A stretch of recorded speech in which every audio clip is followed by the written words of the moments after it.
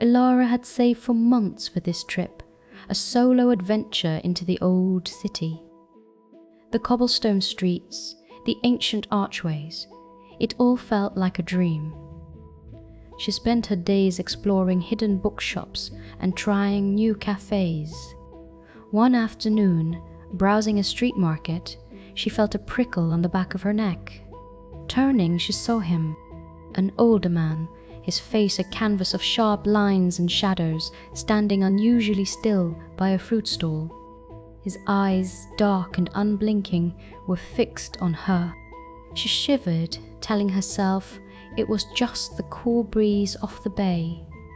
But as she moved to another stall, a quick glance confirmed he had shifted too, his gaze still a heavy weight on her. Elara tried to shake it off, dismissing it as tourist paranoia. She ducked into a small souvenir shop, pretending to examine some postcards.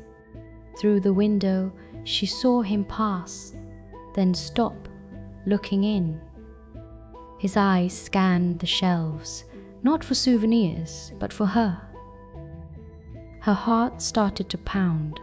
She waited, pretending to be absorbed, until he finally moved on. When she emerged, the street felt colder, the shadows deeper. She walked faster, turning down side streets, convinced she had lost him. But then, as she crossed a quiet square, she caught a reflection in a darkened shop window.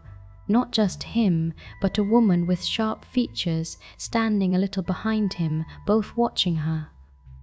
They weren't just watching, they were moving with her, like silent hunters.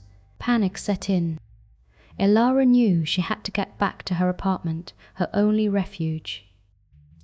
She broke into a brisk walk, then a run, her backpack bouncing. The sound of her own footsteps echoed in the narrow alleys, a terrifying drumbeat to her flight. As she fumbled with the keys to her building's heavy wooden door, she heard them. Footsteps, closer this time, rapid and purposeful. Her fingers trembled, the key scraping uselessly against the lock. She risked a glance over her shoulder. The old man was closing in fast, his face grim, and the woman was flanking him, cutting off any escape down the alley. Just as the key clicked, the man lunged, his hand outstretched. Elara threw herself inside, slamming the heavy door shut, the sound of the latch, a desperate finality. She leaned against it, gasping, heart hammering against her ribs. Safe, but not truly safe. Elara crept to the peephole, her breath hitched. They were there, the old man and the woman, standing silently on the street below, looking up at her window. They talked briefly, too low to hear.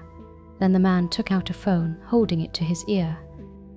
After a long, unnerving moment, they turned and walked away, disappearing into the city's twilight. She called the local police, but what could she say? 2 people looked at me funny and followed me. They took a report, but there was nothing concrete. Elara cut her trip short, the magic of the old city replaced by a haunting paranoia. Even back home, the shadows seemed to stretch longer, and every stranger's gaze felt like a threat. She learned then that some fears aren't chased away by distance, but cling to you like a second skin.